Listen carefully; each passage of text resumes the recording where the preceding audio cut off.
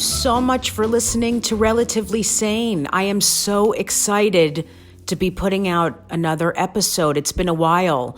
I took a break because I was focusing on my other podcast called Disgusting Hawk, which you can find on Gas Digital and YouTube and anywhere you find podcasts. And now I am getting back to doing some Relatively Sane episodes. So this is great. I really just love doing this. I love sitting down and talking to people one-on-one. I also love sitting down and talking to myself. I am constantly in my head, and I have these conversations, and the interesting thing is they're rarely positive. Like, I'll start thinking about something and it'll be positive, and then immediately it'll turn into a negative, horrible experience, and I'll want to eat a loaf of bread. And I haven't been eating bread. I can't believe I've stuck to Weight Watchers for months, and I feel good, but I am starving and angry, and I feel resentful. Like, when I see someone eating chicken fingers, I want to stab them. I'm like, it's not fair, Why do you get to eat chicken fingers and I don't? And then I notice that they are taking up 2 seats, and I'm like, okay, that's why. I didn't mean that in a hostile way. I really meant, like, I just can't afford to eat shitty food because I can't stop. Like, I just can't stop myself. I'm an animal. Someone asked me the other day if I could be any animal, what kind of animal would I be? I just said animal 46 times. So I guess I would be a dog that lived in a house with very touchy-feely people who let me eat scraps of food. It would be great if I was a dog that lived in a house where none of the people got along, and they were all like, it was a dysfunctional household, and everyone kind of leaned on the dog to cuddle with and to be with because they can't stand each other. I think that is a perfect place to live. And of course, I'd want them to throw me food. Like, if I were a dog and lived in a house where they didn't let me have any of the food they were eating, that is horrible. You need to give your dog food.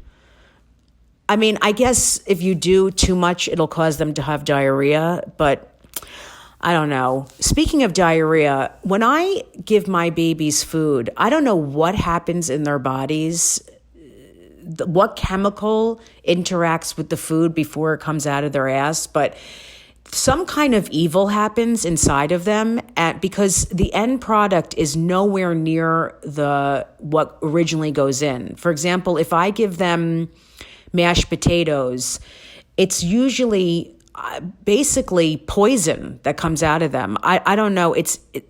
Baby feces is evil.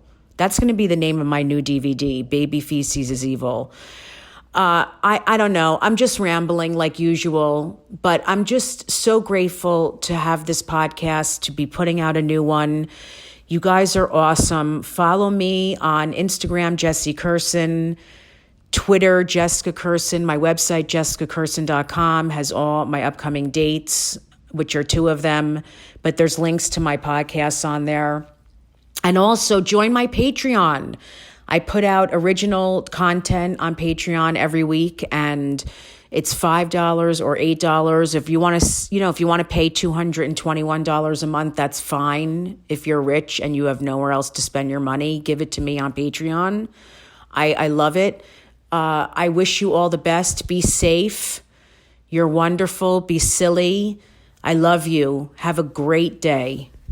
Hi, everyone. Welcome to Relatively Sane. I am here today with one of my idols. I am in love with her. I'm in love with her work. She's amazing. I can't even believe she's doing this, but I'm so excited. I have Laraine Newman here on Relatively Sane today. Hi, Laraine. Hey, Jessica. And I reached out to you, if you may recall, a while ago, just kind of like commenting on your stuff. Because I'm such a fan. Which is so crazy to me because I've met a lot of people. I'm serious. I worked with De Niro for 6 months. Wow. He saw me do stand-up and hired me to be his right-hand person in a movie. It was crazy. And it didn't even faze me. But having going back and forth with you on Twitter has been, I'm always starstruck. Like I'm just, Oh, I thank love you, you. I love what you've done. darling. You're Feelings just, mutual. you're amazing. You really are. You're so incredibly talented. I know it's hard to hear all this shit, unless you're okay with it now. Are you okay? Um, to quote you, I'll never be okay. Um, yeah, I mean, it's so funny to me why anybody would question whether someone wants to hear how great they are. I You know. know, it's very nice. Sometimes it's hard just because of whatever neuroses we might have about that. And, Yeah. I'm so codependent that it's like, well, but remember them? Yeah, I know. I do that a lot, which I gotta overcome. I do that too. Like I don't take it in and I'm like, but you're great too. Like I just always feel guilty hearing positive. I'm working on it though. I so one of the things that you have going on, which you have had so much going on for so many years, I mean, way past Saturday Night Live, all of the movies, the voices, the part, I mean, everything, is that you have an audiobook coming out March 11th. May you live in interesting times. What made you do this now? Like what inspired you to do this project? Well, in all honesty, I wrote this thing so long ago when I Oh, was on vacation with my family. And my youngest was like 7, and my older one was 11. They're now 25 and 29. oh my God. So what I did was, I mean, I don't know I know how to write short form, character monologues and essays and stuff like that, Yeah. but I had no idea how hard writing a book is and how it really kicked my ass. And I knew that, protocol dictates that you have to do a second draft. So I went through it and was like, this is just going to be spelling and punctuation. Oh, this is so bad. So for years, I would like get disgusted, put it in a drawer, take it out, try again. I did that 9 times. Yeah. And, because I'm so disorganized, I would be like, well, there's some good stuff from the 5th draft and also from the 9th. Oh, How do I, so I just, it was gathering dust. And a friend of mine, Dan Dion, who was actually the photographer. he did my pictures. I know because I'm friends with Yeah, I know him from Sketchfest. He's fantastic. yeah. He approached me on behalf of Audible. So, and also I'm friends with a guy named Paul Slansky, who Hmm. was my editor when I wrote an article for Esquire when I was still on SNL. And we stayed friends all these years. And he's helped so many people with their memoirs. He helped Carrie Fisher and, Norman Lear, I think, is the most current one. So we were at lunch and I said, God, I have this offer and I don't know how I'm going to do it. And he said, well, I'll help you. Wow. So if it hadn't been for him, I could not have gotten all this material organized, Mhm. fact checked, and having someone say to me, "You don't need that. That's Yeah. that's boring." You know. I'm the same way. I mean, I think most artists are like that. It's very hard to organize and figure out what's funny, what isn't, what you should use, what you shouldn't. It's so great when someone steps in and helps you. Yeah, It's and especially if you're doing a lot of drafts, the stuff yeah. becomes old to you, it becomes boring Mhm. to you and unfunny. And then, you go into that spiral of nobody's going to be interested, nobody's going to care. So I was stymied constantly. Yeah. So without Paul, I could not have really done it. And now it's done. Like it's Yeah. coming out. It's so huge. How do you feel? You must feel so good. It's like taking a giant, uh, I knew you were going to say. I promised myself I would write a book. I promised myself. And, the title really suggests what I wanted to talk about because I feel like I have lived in interesting times. I've like had a front row seat at all these kind of really tumultuous, Mhm. fascinating, exciting things that happened in our culture, starting with, when I was a little kid in Westwood, California, and my older sister was a musician and a songwriter. She's 9 years older than me, Tracy Newman. Yeah. And she got into folk music. And then she became one of the new Christie minstrels. And then, then she moved to New York and was an MC at places like the Bitter End and the Improv. And so, I watched all these stand-ups on the Merv Griffin show. It was on in the afternoon in LA, and I saw everybody. And comedy pulled big coin in our house. It was really popular. Yeah. So I watched the folk scene go into the rock scene in LA. I mean, the access I had, I saw the Beatles twice. I saw Jimi Hendrix and Janis Joplin and, everybody. David Bowie. In fact, I talk about this in the book, but there's a great club called the Hollywood Palladium. Yeah. And it's been around forever. And I remember seeing David Bowie's first tour, The Spiders from Mars, at the Palladium, and then spool forward, I'm sitting there going, God, I'm watching Skrillex, and I just can't believe the span of time and styles that I have access to. There was a club that was called the Ash Grove that had every blues act you could ever imagine. It's now the Improv. Oh, wow. Yeah, but that's what it was when I was a teenager, and I'd go and see everybody there. I'd see, the Ike and Tina Turner Review at the Whiskey, and oh, wow. The Doors played our high school, and it was just front row seats. I mean, there was I remember there was a fundraiser. I didn't know about it and would have gone otherwise, but there was a fundraiser where you could meet the Beatles for $25. That's insane. I know. So, I mean, we moved when my twin brother and I were 11, we moved to Beverly Hills from Westwood. And as I say in the book, it was like going from Mayberry to hell. Yeah, you didn't like it? Interesting. Well, I mean, I had great friends, I had great experiences, but it was also like less than zero.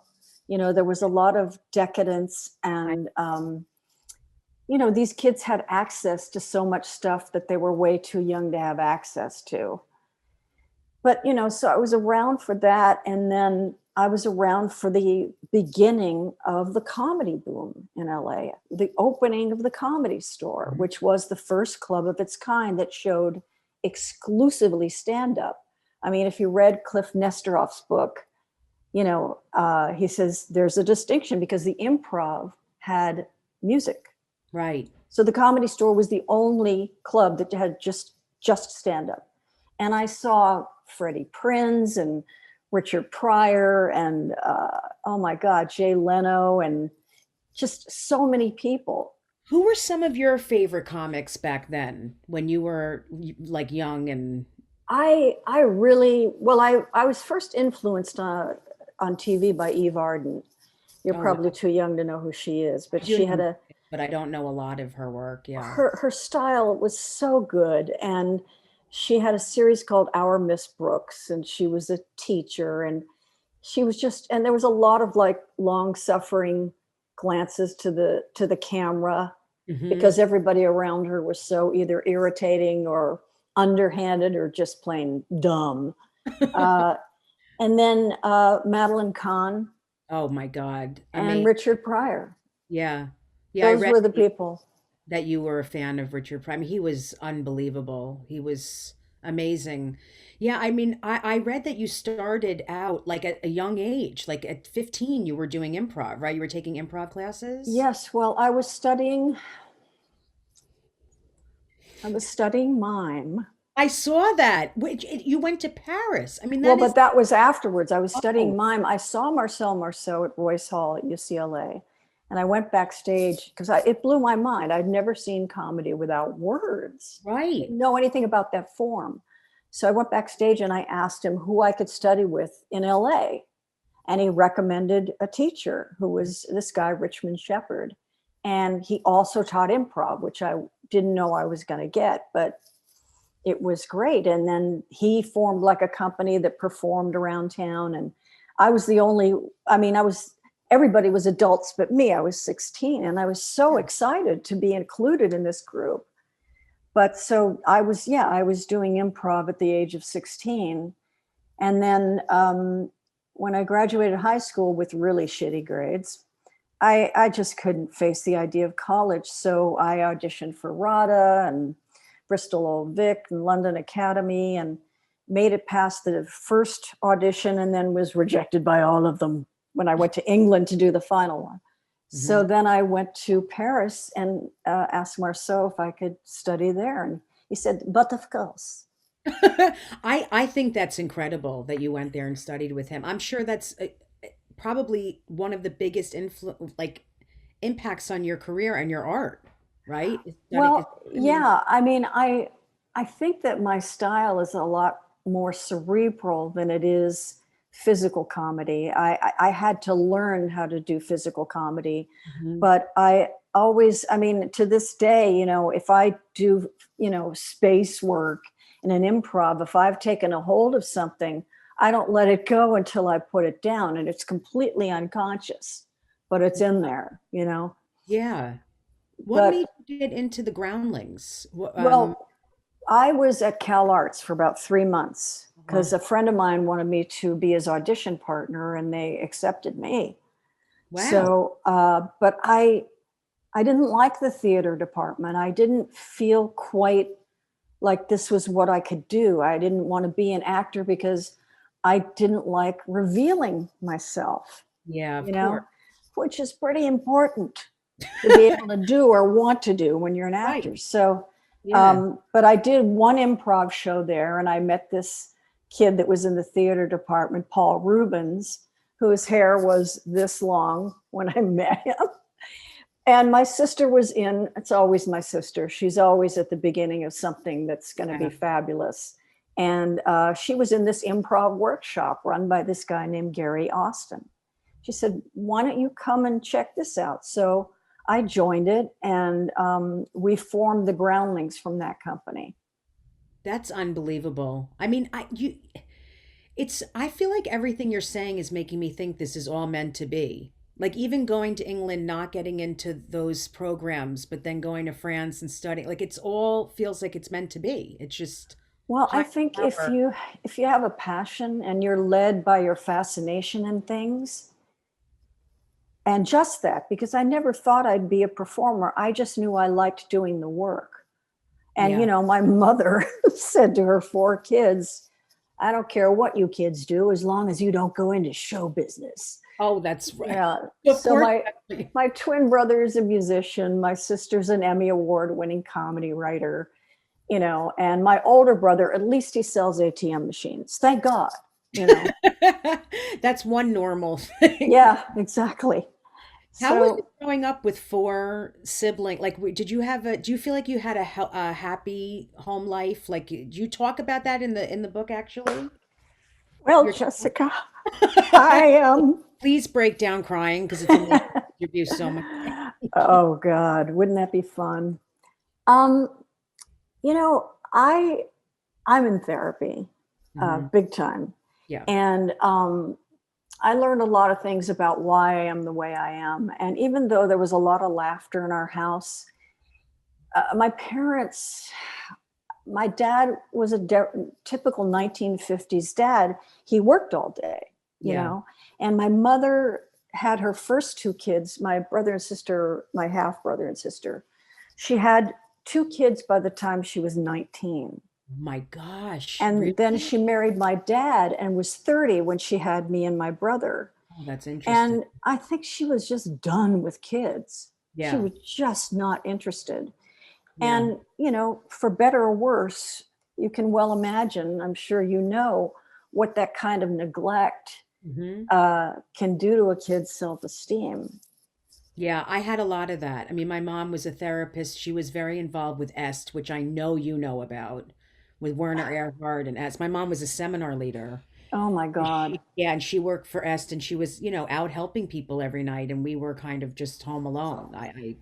But it's very sim. I have a very similar thing. Like I grew up around money, and also we constantly laughed. I mean, Our thank God. connection is a little weird right now. Oh, really? Can you hear me okay? Yeah. Now it's good. Now it's good. Okay, good. So So she, you grew up around money? Yeah, I grew up with money, and also, which I was never into and always felt uncomfortable around, going to country clubs and all that shit. I hated it.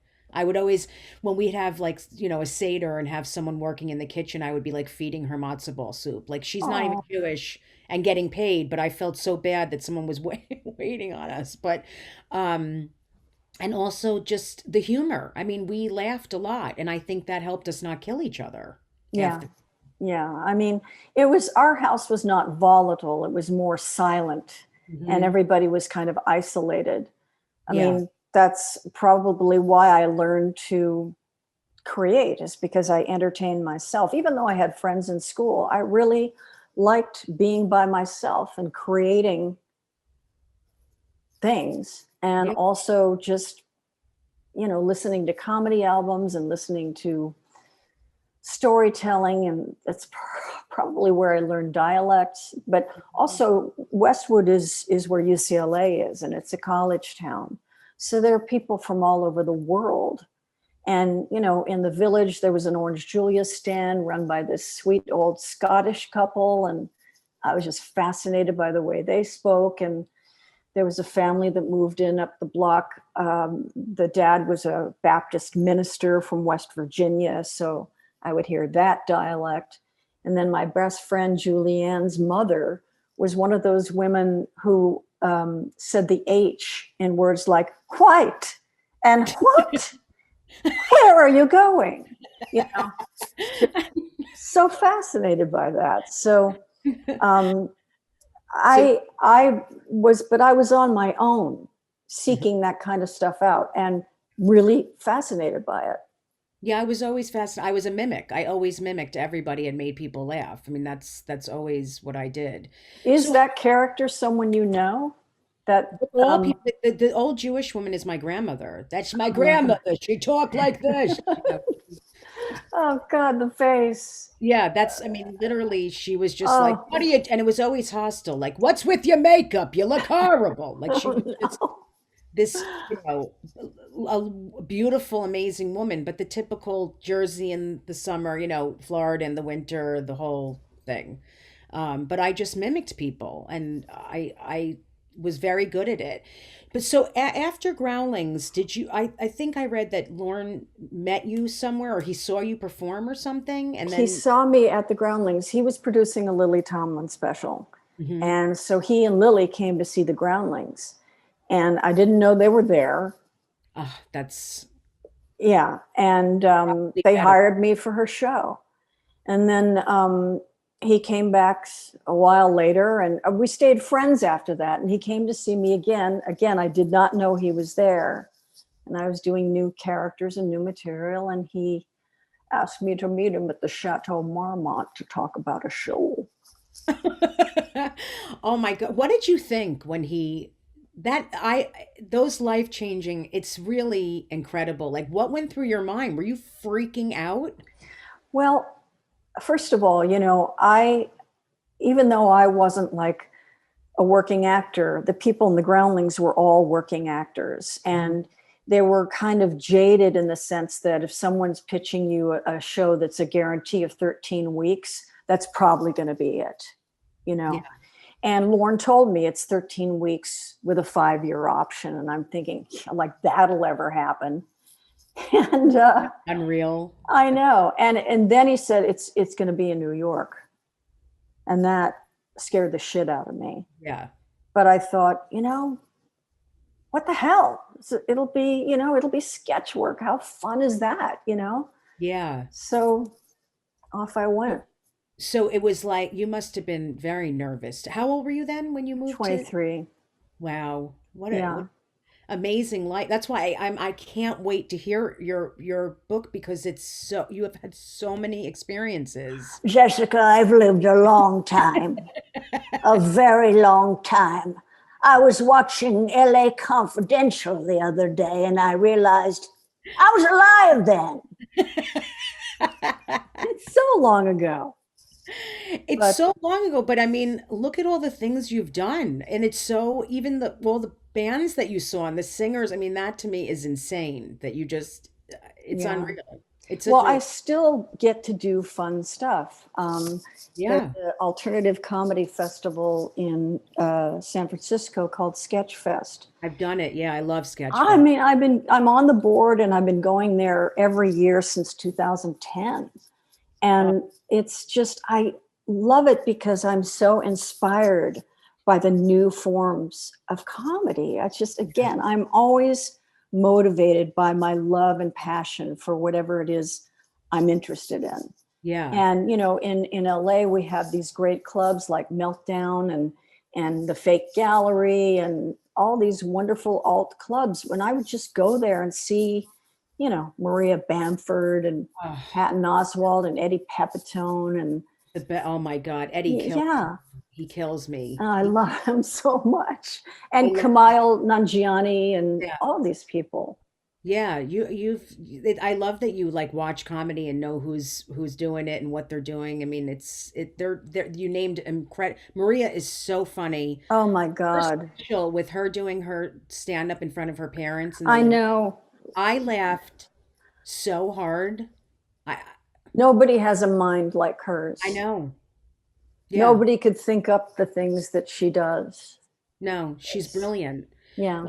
I love something I read that you said that when you're in character, you feel free. Like, is that the most, I so relate to that, or when I'm on stage, it's the most free I feel. Yeah, And when I because say things as characters that I would never have the guts to say, or I do things I would never do if I was just being myself. So what did you like, what does that mean to you, that statement? Because it really stuck out at me. well, first of all, I again don't consider myself an actress. I've always had trouble understanding certain kinds of material and I never felt confident in doing it, even when I had the gig. Hmm. But doing my own material, obviously, you're not going to write something you don't feel you can do. Hmm. But also, if you're into that character, I know how stupid this sounds, but they write themselves They because you do. know that character, you know what I'm talking about. You Yeah. know that character so well that you're not at a loss for material because it's not you, it's them. I know. I know that sounds so fucked up and No, stupid, but it's it's true. not stupid. I say so many things like that. I can't even believe what comes out of my mouth when I'm doing a character, and then I'm like, I don't even remember that I said it. Like I'm so in it. Yeah. I, when And you information you might not even know that you have. right, That always amazes me. yeah, especially Jewish people. I mean, Yes. yeah, we can. Every person in my family can do those voices and characters. It's all the same everywhere, Jewish people. I performed in Australia at the Melbourne Comedy Festival, and Oh, these wow. Jewish people came up to me and they're like, "You're so funny." I'm like, "Aren't you from Australia? What you're talking like they do in Brooklyn?" It was so confusing to me, and they got everything. We just have this Oh, God. Yeah, global, you know, sense of humor. absolutely. What has been your? Do you have a favorite character that you do or that you've done? Well, I liked doing the Valley Girl a lot Yeah. because there was a sweetness to her. And also, it was fun to write her absolute conviction that she knows what she's talking about. So, like in the Godfather group therapy sketch with Elliot Gould and John Belushi, that monologue was the monologue I did at the Groundlings. So at the Oh, end, she says, Norman Mailer is right. You can't go home. Just, I love jokes like that where it's, you have to, I don't know how to describe it, but I just always love it when the audience is with you. oh It's yeah. just such a wonderful feeling of communion. I totally understand that. I mean, I'm wondering like on Saturday Night Live, do you ever when you're on Saturday Night Live, do you ever I mean I have friends who are on it who have been on it, but I've never even asked them this. Do you ever feel like you bomb? Like is if does it feel like you're bombing at sometimes like when you're doing and then you're doing a sketch that you think is so funny that everyone thinks is so funny and everyone's just sitting there and you don't hear. How does that feel when you're doing a live television show? I God, mean, yes. you're But at doing least when stand up. it's a sketch, you're not by yourself. I know. I know. But yeah, there have been so many times when we are peeing ourselves in the read through and nothing. and it's cut from the air show. And oh God, I can't tell you how many great sketches. That's why I love that Seth Meyers on his show did Second Chance Theater. Oh yeah. Sketches that got cut. That was really, yeah. Oh God, I love it.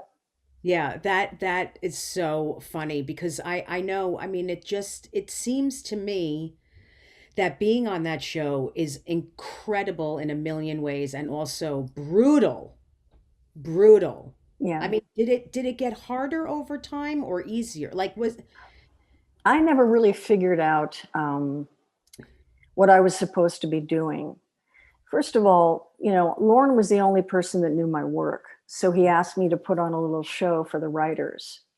Now, that time I knew people were watching me. Okay. oh, it's hard. And, when I drove cross country, uh, I had all my written material and all my costumes in my car, and the car was stolen. So I was trying to I'm trying to cobble together these monologues that I hadn't done all summer. That's You know how it horrible. is. They've been crafted and they're just, everything leads into the next beat. And I didn't have any of that. That I Plus God, terrible stage fright. right. Oh God. It was not my best foot forward, Jessica. I'm So sure it was fine. what? I'm sure it was fine. Oh no, honey. No eye contact. Yeah. When you've bombed. Of course. But Yeah. so I didn't, I would try to write with other people, but I was so, and you know about this too, where I had made up my mind that I knew what people were thinking. Uh-huh. So I would be, if I caught any behavior or physicality that in my interpretation hinted at they're not wanting me to be there, I was out, Yeah, it's never do you ever notice it's hardly ever positive? It's I mean, in my mind it's always it's always negative. They don't like it, they don't like me. They Well, that's, it's a defense mechanism. It's yeah, always, I'm learning that the unconscious is basically saying, don't go out. yeah, Don't go stay out home. of the house, Yeah, don't do anything. Don't go around people. Yeah. So it must have been constant paranoia and feeling that anxiety of not knowing if you're wanted or not. Did you ever feel settled in like I'm a part of the group Oh, and yeah. okay. Yeah. I mean, the thing is that everybody was so kind. Everybody in the cast were nice people. And we were all friends. We were on this kind of lifeboat together. So it wasn't that kind of thing. It was just, I didn't know how to get airtime. I just didn't know. But fortunately, people would write great stuff for me. Mhm. But I wish that I had been more courageous about initiating content Mhm. and being willing to repeat characters, because I was just this hippie. It was like, I'm not going to repeat my characters because I want people to see. That's so hacky. I want people to see what my range is. You know, so that went well. But I guess there's some merit to disappearing in characters. Yeah, absolutely. I mean, during that time, obviously, there are so many drugs. It's like the partying, the drugs, the alcohol, the probably the relationships, the friendships, the cliques. I'm sure it was all of that stuff. There weren't really cliques, I Oh, got to that, say, and that's really amazing. And especially amongst the three of us, nobody ganged up on anybody else, which with girls can be mhm. tricky. But there wasn't any of that. And I think it's partially because we all come from sketch, where you're a company and everybody supports everybody. So Yeah, there wasn't cliques.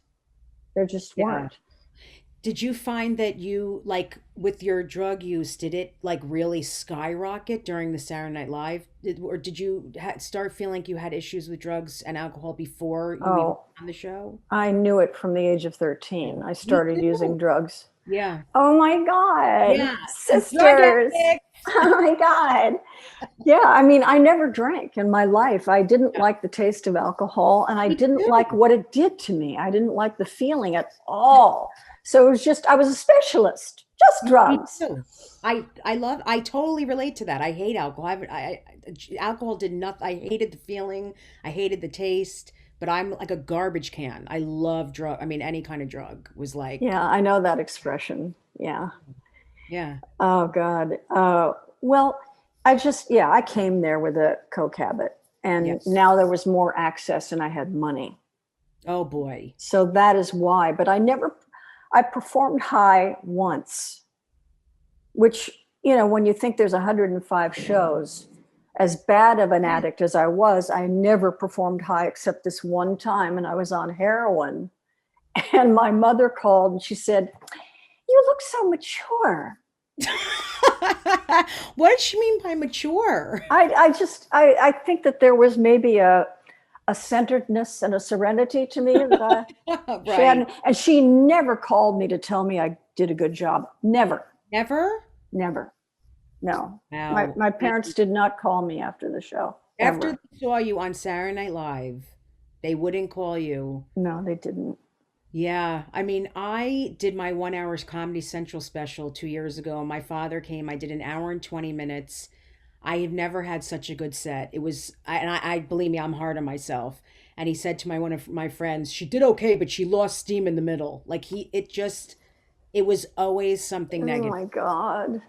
But it's Oh, interesting to me that Jewish parents like these, I bet they boasted to their friends, but just not to you. I mean, did they brag about you to their friends and stuff? Were they I, like I, that? I don't know the answer to that. I Yeah. imagine there had to be at times, but my mother, when I was home, when Saturday night was over for years, um, where I was in the car with her, and she said to me, "Jane was sure smart." And I said, "What do you mean?" And she said, "She didn't lose all her money to drugs." Now, Hmm. I didn't. I was practical and was cheap. Yeah. So I didn't lose all my money, and I was sober when she said this to me. Oh my gosh. And then it was the kind of thing, oh, I'm dropping dime on her so bad. I shouldn't. She's not around to defend herself. And I know she loved us in her way, but it was, the negative voice inside of all of us. I know that I constructed it from body parts of my mother. I did too from my father. My negative voice is his voice. Oh I God. mean, you know what I'm saying? I really understand that because it just was never enough, and it was like he just was constantly on me and constantly, just not happy with the job I did or whatever. I mean, it's part of what always made me work so hard and be a workhorse, but it's especially when you're a woman and it's mom. It's you have a daughter. I mean, it's a different kind of. Sure. You have two daughters, right? Well, actually, my oldest is non-binary. Oh, okay. Wow. Yeah. That's, Yeah. yeah. So it's like, you know how intense that those relationships can be. Yeah. And of course, I went the opposite route, which was I was completely up their butts, and completely like this the whole time with them. Uh, And, I'm sure that there's problems with that too, but I think both kids have done really well, and I'm so proud of them. that's amazing. I'm like that. I have four daughters, Oh my and goodness. I know I have two baby mamas. I'm like a rapper. Um, but Wow. I yeah, I find that I'm much more sensitive to that. Like I'm always afraid of fucking them up. Like Oh everything I man. do, yeah, I'm the opposite. It's the parents' plight. Yeah, it's so Wow. true. How old are your kids now? 25 Right. and almost 29. Wow. And did they live near you? Do you see them a lot or? Spike lives in Brooklyn, Oh, cool. and Hannah lives here. She moved in with her boyfriend, so now Oh my God. I'm alone. Uh, but he's great, and they come and visit, even when I don't ask them to do their laundry. But oh, he's great. I don't know. You may know him. He's a stand-up, Alex Edelman. Are you kidding me? That's Hannah's boyfriend. And they're living together now. Okay, Alex is a good friend of mine. He's And adorable. I the love last him. time I performed in San Francisco was with him. Oh I my think it was God. during Sketchfest. I'm almost positive. He was, Wow. yeah, he's amazing comic. He's Amazing. so good. He's Very so good. streamlined. Yeah, yeah, he's great. I love him. That's so interesting, such a small world. Yeah, I mean, I find now that, I don't know how I could have done this, the parenting thing, if I was not sober. I don't know how people do it in this. Oh, I'm so grateful that I was sober when I had my kids. But, I said to them when they were of age and to be exposed to drugs, I said, kids, there's not a drug you can do or a lie you can tell that Mhm. I haven't done or told.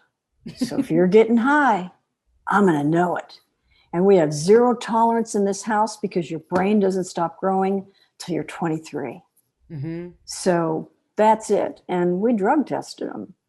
Yeah, I get it. I mean, my 14, That sounds harsh, I guess, it but doesn't, it sounds harsh, but my 14-year-old is telling me the stuff they're doing at parties now. I'm like, what? You're 14. Like, what are you, they're like doing all these drugs. I mean, it's like, it's amazing how how old are your kids? you're not going to believe this, but I have a 14-year-old with my ex who's an actress. She's amazing. And then I have a 5-year-old and I have you're ready? I have twin 20-month-olds. I know, and I'm home. I'm home 24/7. I'm surprised I haven't relapsed, to be honest with Oh you. my God. Yeah. I That's so much work. It's a lot. I mean, my wife is home a lot. She's a therapist also. My mother's a therapist. I have a you're gonna I have a sitcom deal with NBC Peacock about my life because it's so funny. I mean, I have these Oh, baby mamas. I have, my wife sees clients in our house. My mother saw clients in the house. It's like it's all a sitcom. It's insane. I would watch the shit out of that show. You can be in it. Oh my God, I should talk to you about some stuff after this. But yeah, but I could never be doing this if I wasn't working on my sobriety. Yeah. There's no way. I'm so selfish. Yeah. Well, and it does, being out there feeds on whatever neuroses kept us back Hmm. or kept us suffering through times when we should have been having the time of our lives. I know. When do you what do you think made you hit bottom? Like what made you, because you have long-term sobriety. So what was the final My agent at the time, Michael Black, hmm. bless you, Michael, who was funnier than me, that fucker is funnier than me. Um, I'm terrible at auditions. I had a terrible audition. And he called me afterwards to say, how did it go? And I said, well, I was awful. And he said, good. I'm glad that you're aware of that because I got to tell you, honey, they called me and wanted to know what was wrong with you. Wow. And, I'm a thin person that was a Coke addict. Yeah. So I weighed 85 pounds. I looked so ill. Yeah. And he said, they thought maybe you were anorexic. And I was like, I'm not anorexic. I'm a Coke addict, damn it. You know, That sounds better. I realized that this last door Yeah. to being in the world, because Hmm. all I did was audition, maybe go to parties and do Coke and play solitaire and smoke. That's Hmm. what I did. And I realized that this last door to life was going to close if I didn't do something. And there was never any doubt in my mind that I was an addict. I never thought I could quit anytime. I knew I couldn't. Yeah. So I checked myself into rehab, and that was April 28th, 1987. That's unbelievable, Lorraine. That I'm gives very lucky. that is really, I mean, to stay sober even for an hour for a lot of people. I mean, even for a day, it's a miracle and it's Well, amazing. can imagine if your drug of choice was on the shelf everywhere, like I know. alcohol. I know. We are lucky. I mean, meaning like I can go into an alcohol store and be like, I have no interest. But yeah, I mean, it's especially in our business and doing what you do, and but I'm sure that you've worked very hard at it. There's no way you could have stayed sober this long if you didn't do a lot of work. Yeah, I mean, I don't work a great program. I got to be honest. And I've been asked to pitch at meetings, at these Zoom meetings. And when I started doing the Zoom meetings, I hadn't been going to meetings in years. A lot of people say that about Zoom meetings. They're Yeah, great, yeah. but I'm sober because I know that I don't have a second recovery in me. Hmm. That if I were to go out, I'd never get back. It's the same with smoking. I mean, I know that if I pick up smoking again, Hmm. I'll never get back. So it's kept me physically sober, but boy, I not know. always spiritually or emotionally sober. That's for sure.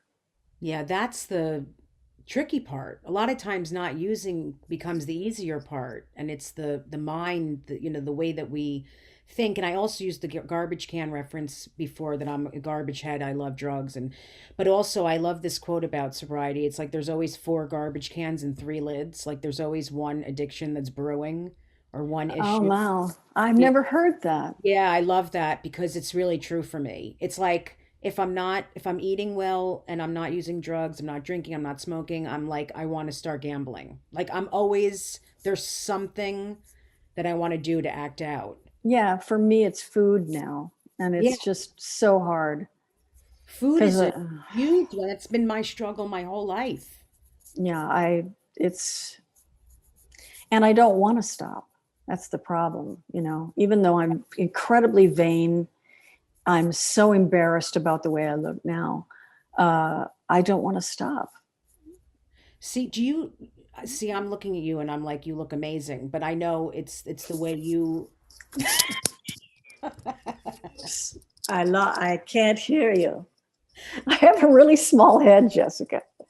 It serves me well. That's hilarious. You're like a snowman. A weeble. Yeah. Your head is very skinny. It does. It has an effect, Yeah, it's a good camouflage. I understand. Make sure the camera doesn't go down. You don't want to upset anyone. Oh, honey, my ass is wider than the president's desk. It's bad. I'm telling you, it's bad. My ass could fit in 2 Zoom squares. Oh, criminy! I just got that image. Oh, that's good. Oh, I could talk like her all the time. It's Honey, we should stop bragging about our asses.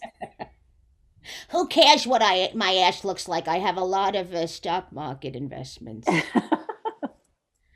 So what is your life like now without forget about COVID, but before COVID? Are you kind of taking time to relax and Well, enjoy your mm, I feel so lucky because, the kind of work I do, I've been working all through the pandemic mhm. because, I'm on a Netflix series and they sent me equipment that I had to learn how to use, Jessica. What was And it? A microphone? It was a microphone. It was a tablet, an iPad, where Yeah. I had to learn how to record stuff, Uh-huh. compress it, and then deliver the file. You And learned how to do that? I did, but every show I did had a different modality. So you fuckers, come on. Now a lot of the shows I do are back in the studio. So thank God. But Oh, good. Well, what shows are you currently doing? Because I looked at I'm like, has there been any animation that she hasn't been in? I mean, you have done, first of all, it's a dream to do all it's those the voices. best job My in the God. world. I love it. It's unreal. What shows are you on now that people can like, I'm on a show called Apple and Onion. Um, oh my God, I have to look at my IMDb because I know well, that I'm on the Netflix show is called Ridley Jones. It's not out yet. okay. And I'm also on a show. Oh, that's that. And I'm doing SpongeBob, and Oh, that's awesome. there's some new shows that I'm doing. I mean, Tom and Jerry, and I'd have to look at my I know, IMDb. I I looked swear at to the God. list and I was like, this is like 10 pages long. I've never seen someone that's done so many voices. And what a dream for you to be able to do that, to still do your art, do what you love, go into a booth, do these characters and voices. It's awesome. And also, if you're on a show where they do it with the whole cast there, and it's like a radio Oh, play. Oh yeah. my God! I did a Warner Brothers show called Dorothy, and the Mhm. Dorothy and the Wizard of Oz, or something like that. And the cast was, all stars in animation. Jess Harnell, Tom Kenny, who is SpongeBob. Mhm. Um, oh my God, I'm blanking on everybody's names, but they're all and so nice, and the laughs. And our director, Mary Elizabeth McGlynn, hilarious, Yeah, that's always great. hilarious. Yeah, that's the best when you have a funny director who's nice. Yeah, and the director on Ridley, Maria Estrada, hilarious, That's awesome. just so funny. Yeah, I love it. You're an inspiration for me. And, a lot of female comedians, a lot of male comedians too, listen to this podcast. And your name always comes up. I mean, Oh constant. gosh, really? Yeah, always, always, always, always. And you're such an inspiration. And your story it's like doing all of this, your experience, the studying you did, and then the Groundlings, you know, like making that happen, and then Saturday Night Live, and then having kids and having a family, and then doing voice work now and being sober. There's so many things that everyone needs to go out and buy this book, this audio book, because I'm getting it the second. I mean, you could pre-order it now, can't you? Yes, and I really, people should listen to the whole thing. Don't Yeah. stop after SNL, because I guarantee that there's a lot of interesting stuff afterwards. Oh, I think once people hear, it's like once I heard, honestly, the SNL stuff is interesting, but all the other stuff is like even more fascinating because Thank you. we're all so complex. It's like, Yes, we are. I'm sure there's so many things you talk about and you're so real that you probably really just tell us a lot Yeah, about my ass yourself. is hanging out a lot. It has to be. It's a book. I mean, what is you have no choice when you write a book. Yeah. And it's hard, like you said, I tried. It's hard. Writing a book, oh my God. I'm so happy that you did it and it's out. Thank you. And I'm so grateful that you did this interview with me. I'm so happy to meet you, really. I love your work so much. Oh, Lorraine, oh my God. I mean, I called my mother today. I'm like, you're not going to believe who I'm interviewing. She's like, who? She's like, who? De Niro? Because he's supposed to be. Not now, darling. I'm busy. And I'm like, no, even better, Lorraine. It's a huge thing for me, huge. So everyone go out, order the book now. May you live an interesting time. I can't wait. I'm ordering it today. Thank You you. are such a great person, such a beautiful person, and So are you. thank you for the gifts that you've given us. Thank you for everything you've given us. Oh, bless you. Thank you so much. I had a great time. Awesome. Thank you.